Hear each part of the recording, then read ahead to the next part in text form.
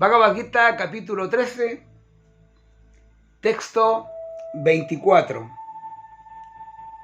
Algunos contemplan, por virtud de la meditación, el yo mediante el yo. Otros lo contemplan por el Sakya Yoga o Sankhya Yoga.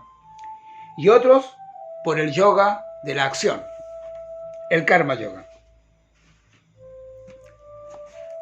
Y entonces seguimos con los comentarios. Yo tomo parte de los comentarios de mi maestro espiritual para aclarar un poco mejor lo que nos quiere decir Krishna, porque la mayoría de los versos son enigmáticos, tienen un significado que el maestro espiritual lo tiene mucho más claro, porque se puede interpretar de muchas formas todo esto. Pero una forma buena es de una persona que haya estudiado bastante los libros de la India, los libros de los Vedas, tiene un entendimiento mejor que otra persona que no lo haya hecho. Bueno, el tener una clara comprensión de la naturaleza material, la superalma, el alma individual y la correlación que hay entre ellas, lo vuelve a uno merecedor de liberarse y volverse hacia la atmósfera espiritual, sin estar forzado a regresar a esa naturaleza material. Ese es el resultado del conocimiento.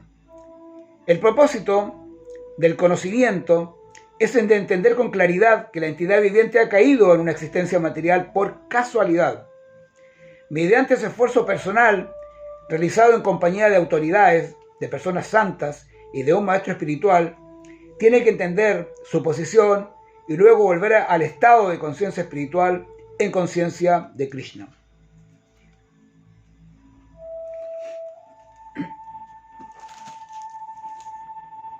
Es muy importante la posibilidad o el tener un maestro espiritual, ¿no? Alguien que nos guíe. Sin un maestro espiritual es muy difícil entender. Por lo general, las personas que están siguiendo escuelas de yoga a veces siguen simplemente a una persona que es instructora de yoga, pero que sabe muchas posiciones asanas de yoga, pero de filosofía no sabe nada. Nunca leyó el Bhagavad Gita, nunca leyó el Vedanta Sutra, o si lo tomaron lo hicieron únicamente para el examen de monitores, pero no han profundizado en lo que es el conocimiento védico. Y la única manera de que el yoga tenga un sentido, es llegar a entender la finalidad del yoga.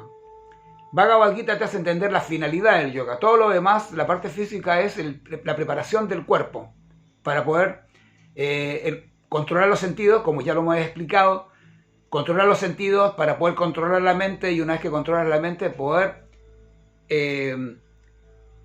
directamente relacionarte con Krishna o con Dios o con la entidad superior a través de la meditación.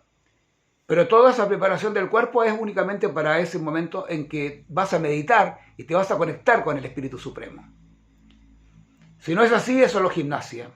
Entonces es muy importante todo este conocimiento que nos va a permitir liberarnos de este falso concepto material.